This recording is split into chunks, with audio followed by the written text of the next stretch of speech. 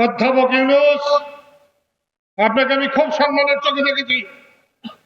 হাসিনা সরকার যখন আপনার সব গ্রামীণ ব্যাংক মাটির নিচে ঢাইয়ে দিতে চেয়েছিল, আমি রাত দিন আপনার পক্ষে কাজ করেছি। ভুলে গেছেন? বাংলাদেশের মানুষ কিন্তু ঋণে জর্জরিত। এখানে যতগুলো মানুষ এসেছে 10 জন ঋণ ছাড়া আছে কিনা আমি জানি না। শেরে বাংলাকে ফজলুল হক ঋণ সালিসি ভোট করে কৃষককে বাঁচিয়েছিলেন। আবার সেই রকম একটা ঋণ সালিসি ভোটের মতো কিন্তু অবস্থা হয়েছে।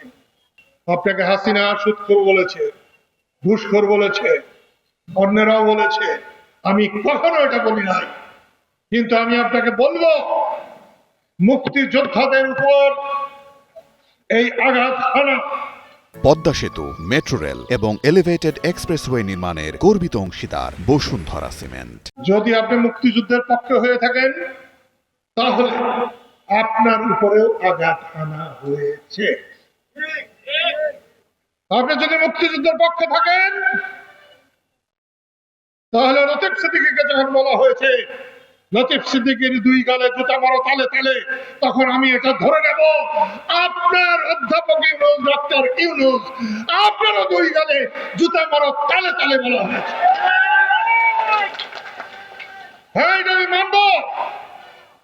আপনি যদি মুক্তিযুদ্ধের বিরুদ্ধে থাকেন, তাহলে আপনার গালে জুতা মারা হয় নাই।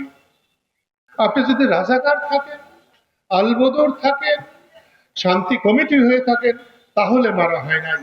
কিন্তু মুক্তিযুদ্ধের পক্ষে, স্বাধীনতার পক্ষে যদি আপনি থাকেন, তাহলে আপনার গালেও জুতা মারা হয়েছে।